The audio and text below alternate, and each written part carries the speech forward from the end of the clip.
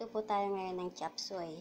Ang kailangan po natin ay carrots, broccoli, cauliflower, bell pepper, cabbage, garlic, onion, tsaka yung ating chicken.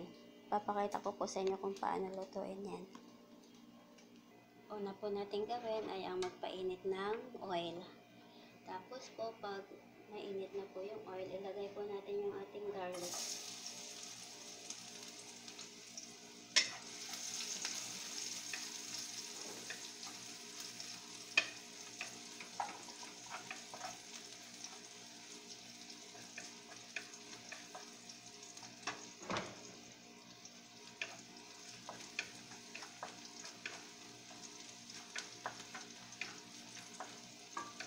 Tapos ilagay po natin yung ating onion.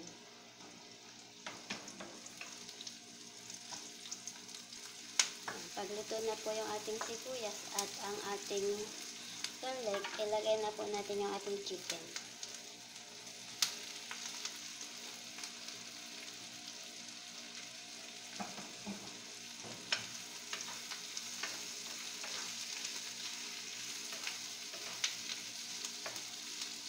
Yan po, tapos lagyan po natin ng konting tubig.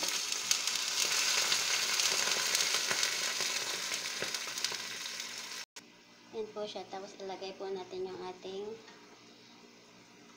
carrots.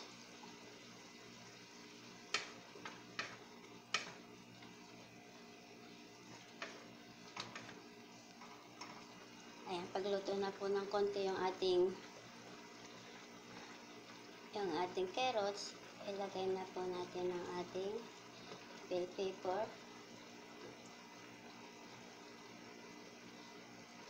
ang ating broccoli at saka yung ating cauliflower.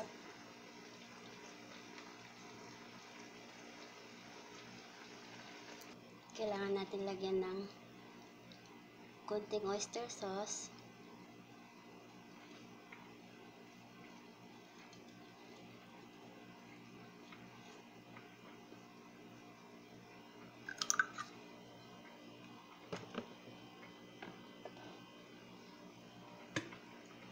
Soy sauce, timpla natin ng soy sauce.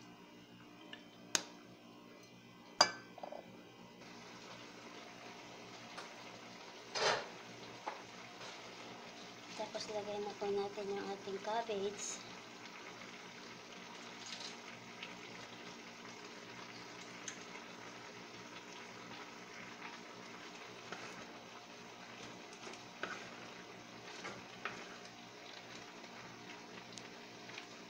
Yan na po siya. Tapos ilagyan po natin ng pampalapot na cornstarch para medyo lumapot-lapot siya.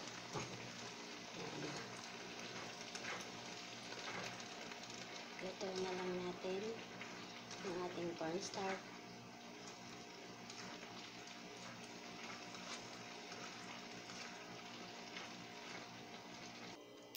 Yan na po yung ating chop suey.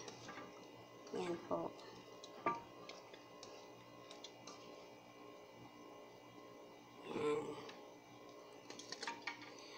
Maraming salamat po sa mga nag-subscribes at nag-likes. Yung mga baguhan po, para po matuto po tayo na iba't ibang luto ng buong mundo. Yung subscribes po, may katabi po yun ng bell. Pakipindot lang po yung bell para po ma-update po kayo sa lahat. Simple lang po yung mga linuluto ko at madali lang pong gawin. Ang importante po ay masarap siya. Yan. Sa susunod na video po, maraming salamat po ulit. God bless.